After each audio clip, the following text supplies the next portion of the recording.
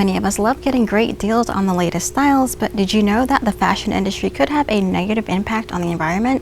The fashion industry is actually the second largest polluter in the world behind the oil industry. If you didn't know how clothes can impact the planet, consider these interesting stats from the World Resource Institute. Making just one pair of jeans produces as much greenhouse gas as driving a car more than 80 miles. The clothes that you throw away that are not made of biodegradable fabrics can sit in landfills for up to 200 years.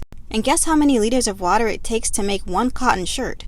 2,700. That's enough water to meet the average person's drinking needs for 2.5 years. That's why more people are starting to get their clothes from thrift stores, because rewearing and reusing clothes cuts down on pollution and waste. Also, secondhand clothes are less likely to end up in landfills.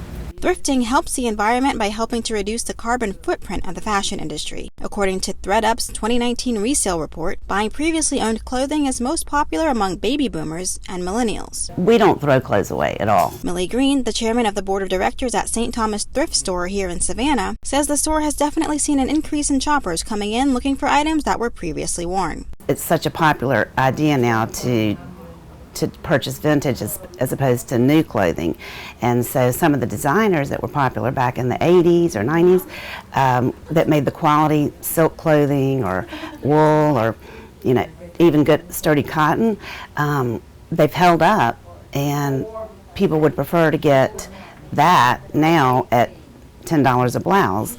And because of the quality of the fabric, and a lot of the styles have come back again from the 80s and 90s. So for the women's clothes especially. So that's kind of, I've seen for sure an increase in sales. She says she can definitely see how choosing to purchase secondhand clothing can have a positive impact on the environment. We get recycled clothes, and then we pass on recycled clothes to places that also recycle them, and it goes on and on like that.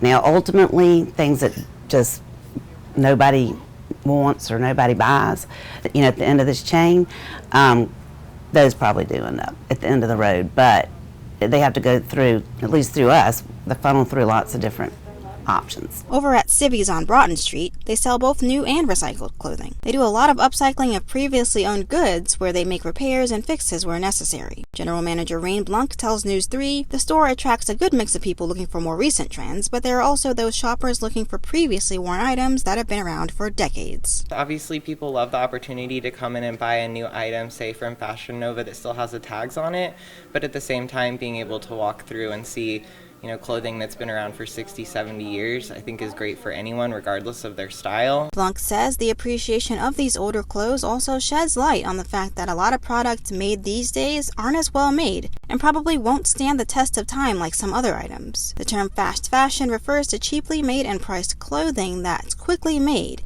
and sent to stores to maximize on current trends. Another thing is the newer clothes are made with all these chemicals. Chemicals that can be toxic for the environment. There are some brands out there that are certainly trying to do right by the environment and lessen the negative impact of fashion on the planet. Blanc says one of the best things people can do to help is to buy local and be informed about the brands they're buying from. No matter what, clothes are getting made.